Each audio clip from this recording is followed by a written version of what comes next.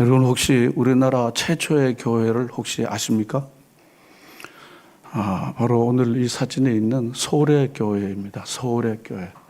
1895년 7월 3일 소래 교회 첫 번째 교회의 모습입니다. 8칸에 약 16평 되는 교회입니다. 이 교회는 바로 처음 생겨졌던 교회. 우리나라 처음 교회 이름은 소래 교회입니다. 이 교회가 지금은 용인 그 양지의 총신대 캠퍼스에 지금은 다시 복원해 갖고 있는데요. 한번 올려줄까요? 지금 이렇게 복원되어 있습니다. 그런데 여러분 다시 이제 두 번째로 유럽 최초의 교회를 여러분 어느 교회인지 아십니까? 유럽 최초의 교회가 어느 교회인지 아십니까? 예?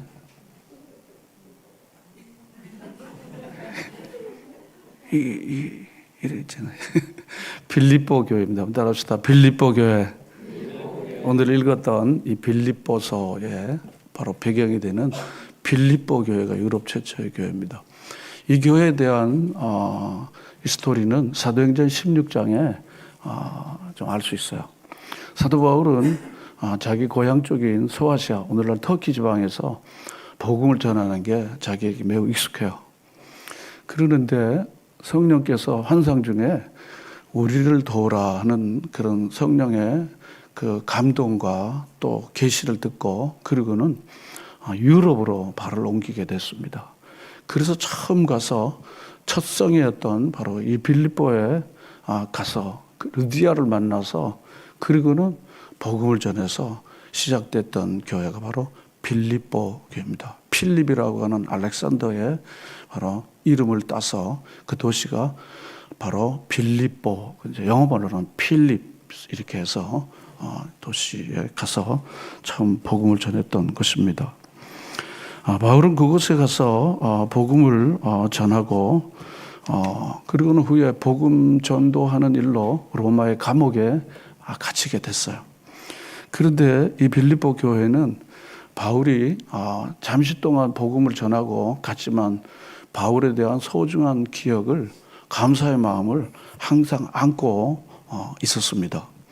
그리고는 바울이 감옥에 갇혀서 필요한 것이 있을 거라고 생각하고 에바브로디도라는 빌립보에 있는 성도를 통해서 그 먼 길 빌립보에서 로마의 감옥까지 쓸 것을 한 번도 두 번도 아니고 여러 차례 공급해 주는 일을 하였습니다. 바울은 너무 고마운 마음이 가득 차서 그리고 이 에바브로디도 편에 자기의 소식과 또 이 빌립보 교우 소식을 듣고 그들을 권면하고 고마운 감사의 마음을 담아서 쓴 편지가 우리가 지금 읽고 있는 빌립보서입니다. 그래서 이 빌립보서는 특별히 고린도 교회처럼 바울파나 개바파나 고린도 이런 파벌로 인하여 분쟁에 대한 해결책으로 쓴 편지가 아닙니다. 혹은 골로새서처럼 데살로니가처럼 주님이 언제 오실런지에 대한 모르는 문제에 대한 해답으로 쓴 편지가 아니고 그저 생각만 하면 고마워요. 그래서 빌립보서 우리가 1장 3절과 4절을 보면요. 내가 너희를 생각할 때마다 하나님께 감사한다 그랬습니다. 늘 고마운 마음이 가득 찼던 교회가 빌립보 교회입니다. 또 4절에 보면 간구할 때마다 기도할 때마다 너희 무리를 위하여 기쁨으로 항상 간구한다 그랬습니다. 이게 바울 사도가 이 빌립보 교회에 대한 그 간절하고 사랑스러운 마음을 이렇게 3절과 4절의 편지의 서두에서 이렇게 말하고 있습니다. 또 뿐만 아니라 지금 감옥에 있지만 빌립보에 있는 성도들을 볼 수가 없으니까 그들을 보고 싶어하는 마음이 너무 간절했던 거야. 그래서 8절에 보면요. 내가 예수 그리스도의 심장으로 너희 무리를 얼마나 뭐하는지요? 사모하는지 그렇습니다. 사모한다 하는 게 얼마나 보고 싶어하면 그것을 표현할 때 우리가 사모한다 그러지 않습니까? 사모한다.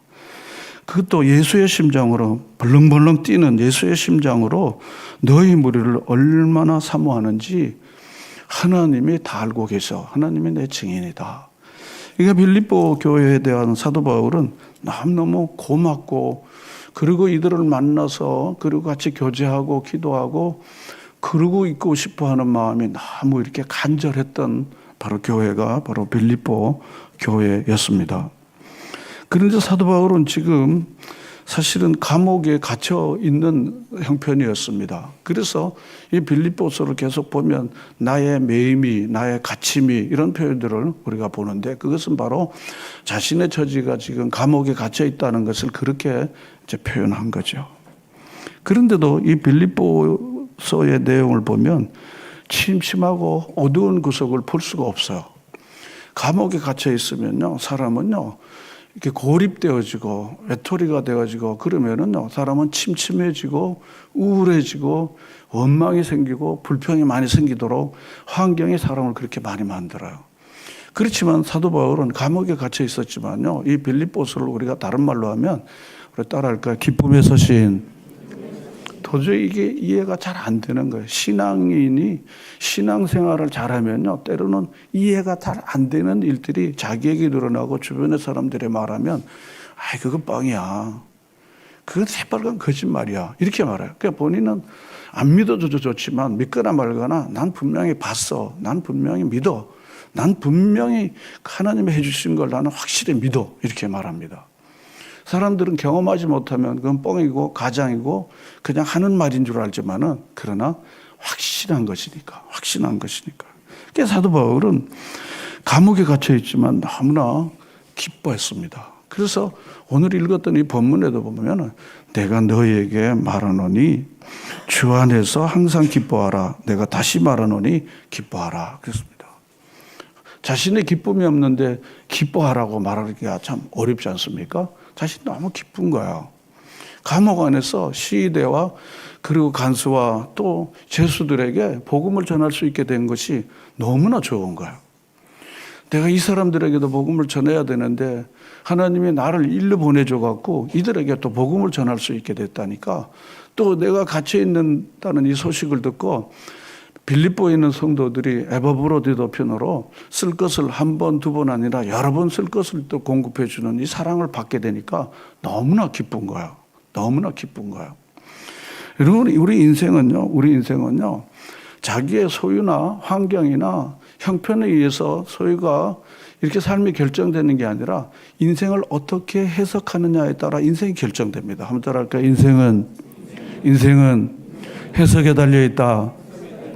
자기 인생을 자기가 어떻게 해석하느냐에 따라서 인생은 정말 천국과 지옥을 경험하는 거예요. 자기 인생을 어떻게 해석하느냐에 따라서 천국에서 살 수도 있고요, 자기 인생을 어떻게 해석하느냐에 따라 지옥에서 사는 겁니다. 지옥 같은 곳에서 천국을 경험한 거예요, 사도 바울은요. 천국 같은 삶에서도 지옥을 경험할 수 있거든요. 그래서 사도 바울은 그들에게 권면을 합니다. 권면을 한데 첫 번째로 보면 2절에 보면 유오디아를 권하고 순두계를 권한다 그랬습니다. 이 순두계는 우리가 좀 기억하기가 좋아요. 왜냐하면 우리 한국 사람들이 맛있게 먹는 음식들 중에 몇 번째가 뭡니까? 순두부인데 순두계 이렇게 여기가 쉬워요. 유오디아와 순두부 이렇게 하면 여기가 훨씬 낫죠. 유오디아와 순두계인 겁니다. 그런데 이 사람들이 아마 거명된 걸로 봐서는 이 빌립보 교회 안에 상당히 중요한 역할을 했던, 아마 여선교 회장 같은 분이었을 거예요. 중요한 역할을 했던 사람일 거예요. 그런데 유오디아는 아마 여선교 회장이고 순두계는 총무였거나 뭐 이렇게 청년 이렇게 양기둥 같은 일꾼이었을지 몰라요. 그런데 서로 의견의 차이가 좀 있었던 것 같아요. 그러니까 사도 바울의 에바브로디도 편으로 서로 의견의 차이가 있는 걸 알고 같은 마음을 품으라 그랬어요. 여러분, 부부 사이에도 의견이 많이 다릅니다. 같은 친한 친구 사이에도 의견이 많습니다.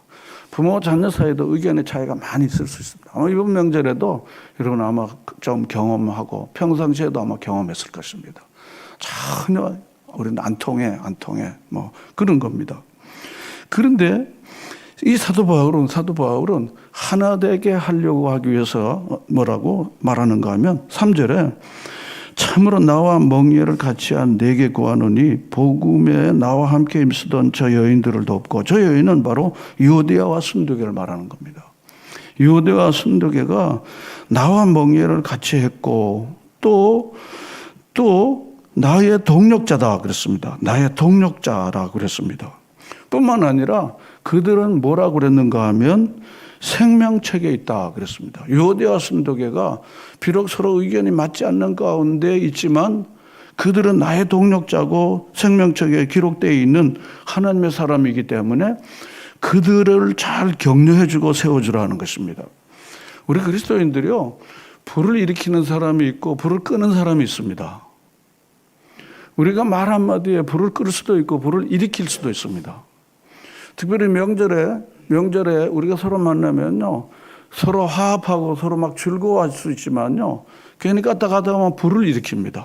제가 그래서 그저 팁으로, 여러분 다 아시겠지만은 정치 얘기하지 않말요. 언제 결혼할 거 그런 얘기 안 하는 거 우리 다 알잖아요. 그 불이 일어나는 겁니다. 이재명 편도 있고요, 반 이재명 편도 있거든요. 그러니까 그게 서로 굉장히 갈등이 일어나는 거예요. 젊은 세대하고 기성세대가 다를 수가 있어요. 많이 다릅니다. 보통 다른 게 아닙니다. 자, 그렇기 때문에 같은 마음을 같이 이렇게 품는 게 참 좋습니다. 여러분, 무슨 일이든지 간에 이념보다도 더 중요한 거는요, 같은 마음입니다. 같은 사랑을 누리는 것입니다. 이념은 지나가지만 사랑은 영원한 것이기 때문에 그렇습니다. 그러므로 우리가 괜히 지나가는 것 때문에 우리에게 소중한 관계가 깨어지지 않도록 우리가 늘 마음에 힘쓰고 애쓰는 수고와 노력이 많이 중요하다는 거죠. 같은 마음을 품는 공동체여야 된다는 것입니다. 그렇게 되고, 그 다음에 4절에 보면 항상 기뻐하라 그랬습니다. 내가 다시 말하는 기뻐하라. 이게 참 어렵습니다. 언제나 우리가 계속 기뻐할 수가 없잖아요. 언제나 우리가 계속 즐거워할 수가 없잖아요. 왜냐하면 환경과 상황과 우리의 기분도 오르락내리락 하는 게 있거든요. 우울증, 조증 이런 게 우리 인간에게 경미하거나 많거나 적거나 다 모두에게 있습니다. 그래서 좀 이렇게 저로 내려가다가 또 저층처럼 또 올라가기도 하고 막 이러는 게 우리 인간의 기분 상태입니다. 이게 하나님 주신 기분입니다. 그래서 막 경기 좋을 때는 막 될 것 같지만요, 기분이 딱 다운되면요, 그다음부터는 굉장히 사람이 침체해지고 이러는 경우가 많이 있습니다. 따라서 늘 항상 기뻐하는 건 사람에게는 저는 절대로 불가능하다. 그건 절대로 안 되는 일이라는 것입니다. 그럼 우리가 기쁨을 계속해서 유지하고 사는 것은 엔돌핀이 일어나고 또 삶에 에너지가 생기고 즐거워하고 좋고 좋은 겁니다. 좋은 겁니다. 자, 그렇게 이제 기뻐하기 위해서는요, 본문 5절에 있는 것처럼요, 우리 다 같이 읽어볼까요? 다 같이 읽겠습니다. 너희 관용을 모든 사람에게 알게 하라. 주께서 가까우시니라. 우리가 기쁨을 계속 유지하기를 원하면요, 이 관대해야 된다는 겁니다. 너무 깡마르고 너무 규칙에 잘 대고 그러고는 자기 주장을 강하게 까칠하게 나가면은 그 다음에는 관계가 나빠지고 그러고는 기쁨을 잃게 된다는 거죠. 기쁨을 잃게 된다는 겁니다. 그래서 너희 관용을 모든 사람에게 알게 하라. 너희가 관대한 것을 다른 사람들이 좀 알 수 있도록 관대해야 된다는 것입니다. 관용을, 그런 것입니다. 그러면 관용을 베푸는 사람도 기분이 좋고 관용을 받는 사람도 기쁨이 있게 된다는 것입니다. 사도 바울은 빌립보에 있는 성도들로 하여금 이미 그렇게 관대하게 살았어요. 왜냐하면 사도 바울이 감옥에 갇혀 있는데 그냥 옛날 지나갔던 전도자였는데 갔다. 그럼 끝나는 겁니다. 그리고 그 먼데 어떻게 할 수가 없잖아요. 지금처럼 이렇게 해서 카카오 선물을 보내는 것도 아니고요. 그냥 잊어버리면 그만인데, 그런데 한 번도 아니고 두 번도 아니고 여러 번 사도 바울의 쓸 것을 공급해 주고 있다고 생각하는 거 보면 이 빌립보의 성도들은 굉장히 관대한 사람들이에요. 굉장히 관용이 많은 사람들입니다. 이런 남은 명절 동안도 주변 사람들에게 대하여 명절의 이 기쁨과 축복을 여러분이 관용과 관대함으로 아래로 흘러버리는 여러분 모두가 되시기를 축원합니다. 여러분 그렇게 하면요, 받는 사람의 즐거움보다는요, 그렇게 관대하게 하는 사람의 즐거움은요, 이를 형용할 수가 없습니다. 이를 형용할 수가 없습니다. 10,000원 주고요, 30,000원 기쁨을 얻는 겁니다. 30,000원 주고 100,000원 기쁨을 얻는 거예요. 근데 우리는 돈돈돈하는 세상 가운데서 살기 때문에 그거 없어도 괜찮은데 그 기쁨을 얻지를 못하는 거예요. 그 기쁨을 더 중요한 거는 돈 1, 2만 원이 아니라 기쁨이 더 중요한데, 서로 관대하게 서로 즐거워하는 것이 중요한데 그걸 이렇게 놓쳐버리는 이 어리석음이 우리의 삶에 일반화되어 있다는 것입니다. 그래서 너의 관용을 모든 사람에게 알게라. 주께서 가까우셨다는 것입니다. 가까웠다. 또 뿐만 아니라 기쁨을 계속 유지하기를 원하면은 6절에 염려하지 말라는 것입니다. 염려는 우리의 기쁨을 거두어가는 대적입니다. 아주 적수입니다. 걱정 안 들려. 마태복음 6장에 보면요, 27절과 8절, 염려 안 들 키를 키울 수 있냐 이 말이죠. 없는 거 있게 되냐는 거죠. 아무것도 염려해서 될 일이 없는 겁니다. 염려될 게 없는 겁니다. 그래서 염려 대신 뭘 하려고 그러는가 하면요, 기도하라는 것입니다. 염려를 바로 너의 염려를 주께 맡기라. 주가 너를 책임져 주시겠다. 여러분 믿으십니까? 그래서 찰스 스웬도르라고 하는 분은 이렇게 말했습니다. 염려 리스트를 기도 리스트로 바꾸라는 것입니다. 한번 따라합시다. 염려 리스트를 기도 리스트로. 그렇게 바꿔내는 거예요. 염려가 올 때마다, 걱정이 올 때마다, 이게 짜증이 생길 때, 그게 다 같이 사촌간이거든요. 염려, 걱정, 짜증, 원망, 막 이런 게 다 같은 사촌간이에요. 그런 게 올 때마다, 그럴 때마다 입을 딱 닫고, 그 다음에는 하나님 앞에 입을 열고 부르짖는 거야. 그러므로 아무것도 염려하지 말고 다만 모든 일에 기도와 간구로. 기도보다 한 스텝 더 나가는 게 간구입니다. 근데 우리가 염려를 걷어내려고 하면은요, 염려가 계속 따라붙어요. 눈 떠도 따라붙고, 걸어가도 따라붙고, 계속 따라붙는데 염려를 쫓는 성경이 말하는 하나님 방법은 뭔가 하면요, 기도로 하나님께 다 그걸 넘겨버리는 거예요. 수고하고 무거운 짐진 자들아, 누구에게 오라? 내게 오라. 그러니까 주님께 다 맡기는 거예요. 주님께서 이미 그렇게 말씀했으니까요. 너의 모든 염려를 주께 맡기라. 염려 맡기라 그랬습니다. 염려 안 될 키가 클 수가 없고, 없는 돈이 생기는 게 아니고, 그리고 염려 안 될 되는 게 없습니다. 마태복음 6장 27절과 8절에 있는 것처럼요. 그러니까 염려가 생길 때마다 염려의 입은 닫고 기도의 입을 열어가는 여러분 모두가 되시기를 바랍니다. 근데 염려, 걱정, 짜증, 원망이 날 때 입을 벌리면 그때부터는요, 싸움이 나는 거야. 그때부터 싸움이 나는 거야. 누가 그랬는데, 누가 그랬는데, 누가 그랬는데, 누가 그랬는데. 싸움이 나는 겁니다.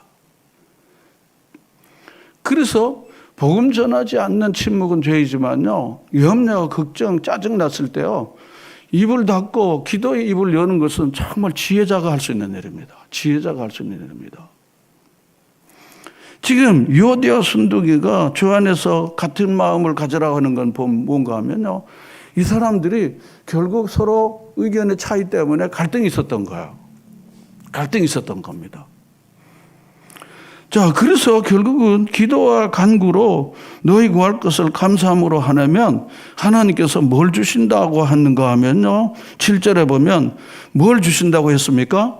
하나님의 평강이 그렇습니다. 하나님의 평화가. 이런 놀라운 일을 여러분들 다 경험할 거 아닙니까? 씩씩거리고 막 답답하고 그러는데요, 예배당에 딱 앉아갖고요, 조용히 딱 앉아갖고 좋아하는 18번 찬송 하나 부르고요, 찬송 하나 딱 부르는 거예요. 그러고는 제대로 말도 잘 안 나와. 화가 막 나고 막 기분 나쁘고 그러면 입도 잘 안 나와. 그렇지만 찬송 하나 부르고요, 성령께서 조용히 내 마음을 터치해 주시고요, 그리고 기도를 이끌어 가는데요, 왠지 모르게 마음에 극한 평화가 일어나요. 여러분, 이 평화를 항상 유지하며 살아가시는 여러분 모두가 되시기를 바랍니다. 말로 원수가 되지만요, 기도가 평화를 만들게 되는 겁니다. 기도가 평화를 만들게 되는 겁니다. 기도를 평화 만듭니다. 그래서 그렇게 염려 대신 기도하면 우리의 생각을 넘는 하나님의 평강이 그리스도 안에서 너희 마음과 생각을 지키신다 그랬습니다. 마음 생각을 지키는 겁니다. 이것이 바로 오늘 우리에게 너무너무 중요한 게 아니겠습니까? 그리고 사도 바울은 9절 말씀에 뭐라 그러는가 하면 너희는 내게 배우고 받고 듣고 본 바를 행하라 그랬습니다. 배우고 받고 듣고 본 바를 행하는 실천이라는 것입니다. 여러분 많은 걸 배웠는데 실천하지 않으면요 안 배운 것만 못하는 경우들이 많이 있어요. 배웠다며 그런 거 있잖아요. 많이 배웠다며 무슨 훈련도 배웠다며 몇 년 다녔다며 이게 바로 그런 겁니다. 많이 배웠는데 아무것도 실천하지 않으면은 못 배운 것만 못하게 된다는 거예요. 그래서 우리가 배우는 거는요 실천을 위해서 배우는 것입니다. 실천을 위해서 배우는 겁니다. 그래서 아는 거는 실천의 시작이고 실천은 삶의 완성이라고 말할 수 있어요. 한번 따라할까? 아는 것은 실천의 시작이요. 실천은 아는 것의 완성이다. 이러면 마음속에 두십시오. 소위 무슨 많은 지식을 알아갖고 그 지식을 말로 한다고 해서 그 사람이 성숙한 사람이 아닙니다. 제가 말을 근사하게 잘한다 그래서 여러분이 저를 성숙한 사람으로 여기지 않나요? 그 말을 가지고 몸부림치고 그 말을 삶으로 실천하려고 몸부림칠 때 저분은 언행일체의 사람이야. 저 사람은 가벼운 사람이 아니야. 저 사람은 허풍쟁이가 아니야. 저 사람은 그냥 덜렁거리는 사람이 아니야. 저 사람은 정말 삶이 말씀이요. 할렐루야. 여러분 이게 바로 무게감 있는 삶이 아니겠습니까? 정말 어려운 일이죠. 어려운 일이죠. 그래서 이 머리에서 입으로 가는데 10년, 입에서 손발로 가는데 50년. 그렇게 말한 사람이 있어요. 이 머리에서 입으로 고백하는 게 마음으로 믿고 입으로 고백하는 것도 10년이 걸리더라는 거예요. 손 들고 찬양하는 것도 10년, 20년 걸린다 그래요. 한 번도 손 들고 찬양해 본 적이 없는 사람들은요. 할렐루야 한 번 손 들고 하는데도 20년 걸렸다 그러는 거야. 그 입으로 고백했는데 그게 이제 삶으로 녹아지는데 50년 걸렸다는 거예요. 20년 걸린다는 거죠. 여기 보면 얼마나 되겠어요? 여기서까지. 여기. 그래서 여기서 8까지 가는데 이게 얼마나 걸리겠어요? 이렇게 어렵습니다. 뭘 말할까? 인간의 죄가 이만큼 심각하다는 거예요. 인간은 얼마나 이 심각한 죄의 노예 가운데 살고 있다는 것을 우리가 이런 하나의 일례를 통해서 우리가 볼 수 있는 거죠. 그래서 저는 배우고 받고 들은 바를 꼭 실천했으면 좋겠다 하고 사도 바울이 고백하는 것은 뭔가 하면 그래야만 요대와 순도계 같은 사람들이 다시는 일어나지 않고 그리고 화평 가운데 하나님의 교회 공동체가 온전히 이루어질 수 있다는 것입니다. 마지막으로 하나 더 말씀드리면 자족하는 공동체였습니다. 자족하는 거예요. 본문 11절에 보면 내가 궁핍함으로 말하는 것이 아니라 어떠한 형편인지 나는 자족하기를 배웠다. 스스로 만족하는 거예요. 자족한다 하는 게. 나는 비천에 처할 줄도 알고 풍부에 처할 줄도 알고 모든 일 배부름과 배고픔과 풍부와 궁핍에도 처할 줄 아는 일체의 비결을 배웠다. 부요하면 부요한 대로 좀 궁핍하면 궁핍한 대로 그렇게 사는 법을 내가 배웠다는 것입니다. 우리가 너무 잘 쓰는 4장 13절 내게 능력 주시는 자 안에서 내가 모든 것. 이 말은 문맥상의 뜻은 뭔가 하면 내게 하나님이 함께 하시고 나와 동행하시는 한 나는 부유할 때도 나는 잘 살 수 있고 빈곤에 처해도 나는 잘 살 수 있다. 이런 표현입니다. 그러니까 여러분 모두 다 이 환경은 늘 널뛰기처럼요. 업앤다운이 심한 환경입니다. 기분도 올라가 내려가는 겁니다. 마치 주식에다가 돈 갖다 놓은 분들이 막 올라가니까 와 좋아하다가 그다음에 푹 떨어지니까 확 내려가는 거야. 빈대에서 집을 샀는데 집값이 확 올라가니까 확 좋아했다가 그다음 집값이 확 떨어지니까 확 내려가는 것처럼 세상 풍파는요. 세상의 풍파들이라는 건 다 이렇게 오르락내리락 하는 겁니다. 이게 다. 주변의 상황도 좋다가 나쁘다 그런 거 장사도 되다 안 되다 하고 기분도 좋다 나쁘다 그런 것입니다.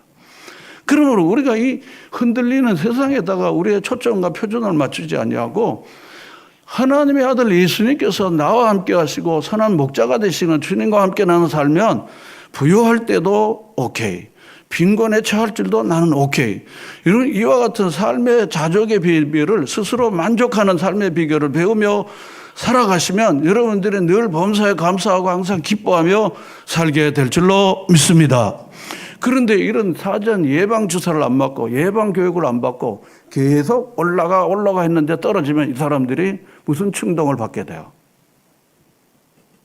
계속 한 번도 내려가 본 적이 없어. 빈곤에 처할 줄도 없고 빈곤했다가 계속 고압해서 올라갔는데 어느 날 갑자기 팍 내려가면 무슨 충동을 느끼게 됩니다.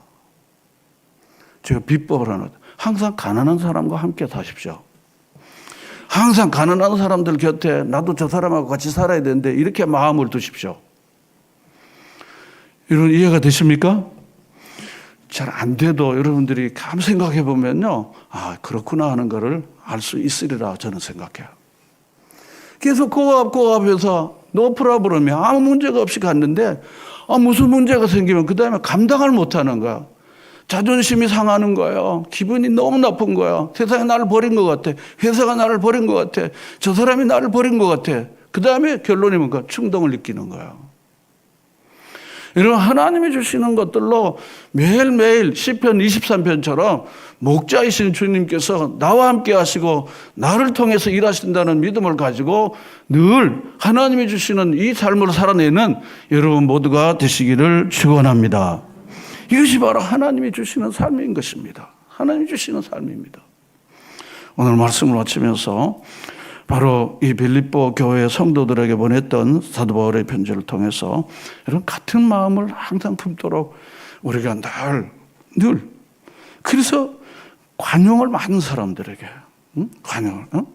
관대하게 관용을요.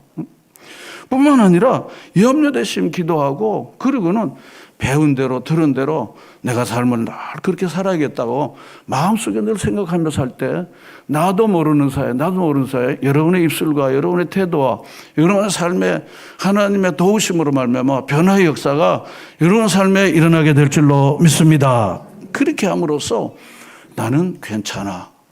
I am good 그럽니다. I am enough 그럽니다. 난 괜찮아. 난 괜찮아. 내가 주님이 나와 함께 하시는데 내가 무슨 문제가 있어. 나는 괜찮아.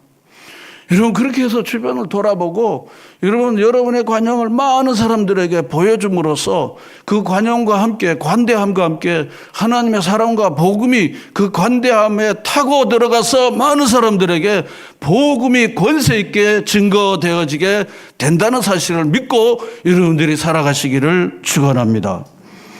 다 같이 기도하겠습니다. 자비하신 하나님, 은혜로우신 하나님 아버지, 지난 3일 명절 보내게 해주시고 이제 남은 3일도 또한 하나님 명절 연휴로 지나게 되는데 하나님께서 오늘 주신 이 말씀을 기억하게 해주시사 한마음 한뜻으로 살게 해주시고 우리의 관용을 모든 사람들이 알 수 있게 해주시고 하나님 염려 대신 기도하게 해주시고 염려 리스트가 기도의 리스트가 되게 해주시사 하나님이 주시는 평강을 늘 누리며 살아가게 해 주시옵소서. 하나님 아버지시여 듣고 배우고 그리고 한 대로 삶으로 실천하려고 몸부림치며 기도하고 나아가는 저희 모두가 되게 하옵소서. 듣고만 말고 행하지 않으면 비웃음을 받을 수밖에 없사오니 주님 듣고 행하는 저희들이 되도록 저희들을 도와주시옵소서. 하나님 아버지 세상에 흔들리는 세상을 바라보면서 기대와 소망과 목적을 두는 사람이 사람으로 살지 않게 해주시고 하나님 내게 주님 참으로 어떤 형편에든지 자족하면서 그러며 감사하며 살 수 있게 하시는 하나님의 크신 돌보심과 사랑 속에서 목자이신 주님으로 인하여 난 부족함이 없어 난 괜찮아 하나님 아버지 이렇게 고백하며 살아가는 우리 모두가 되게 하여 주시옵소서. 예수님의 이름으로 기도하옵나이다. 아멘.